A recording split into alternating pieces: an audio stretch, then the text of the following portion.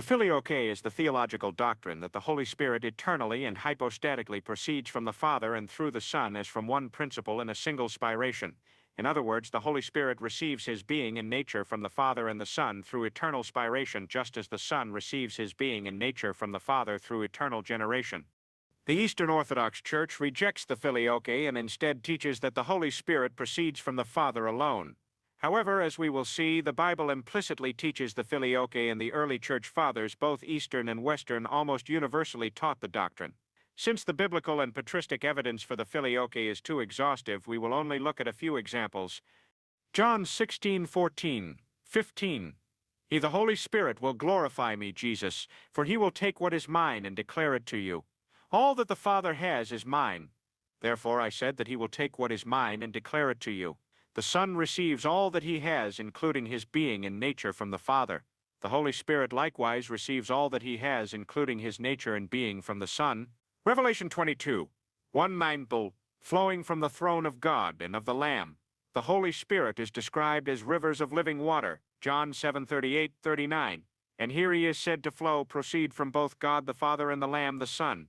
Galatians 4:6. And because you are sons, God has sent the Spirit of his Son into our hearts, crying, Abba, Father. Philippians 1:19.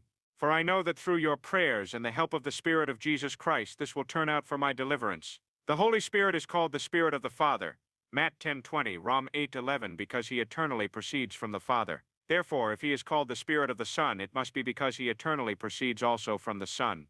There are many church father stui that accepts the Filioque, both Latin Father and Greek Fathers, accepts like Saint Hilary of Poitiers Senire concerning the Holy Spirit. It is not necessary to speak of him who must be acknowledged, who is from the Father and the Son, his sources. Saint Ambrose, the Holy Spirit, when he proceeds from the Father and the Son, does not separate himself from the Father and does not separate himself from the Son. Like Saint Augustine, it must be confessed that the Father and the Son are the principle of the Holy Spirit, not two principles, but just as the Father and the Son are one God, relative to the Holy Spirit, they are one principle. Saint Fulgentius of Ruspu, hold most firmly, and never doubt in the least, that the same Holy Spirit, who is Spirit of the Father and of the Son, proceeds from the Father and the Son. Saint Cyril of Alexandria, since the Holy Spirit, when he is in us, affects our being conformed to God, and he actually proceeds from the Father and Son, it is abundantly clear that he is of the divine essence, in it in essence and proceeding from it. Saint Maximus the Confessor, by nature the Holy Spirit in his being, takes substantially his origin from the Father through the Son who is begotten. Didymus the Blind, do. So too the Son is said to receive from the Father the very things by which he subsists, for neither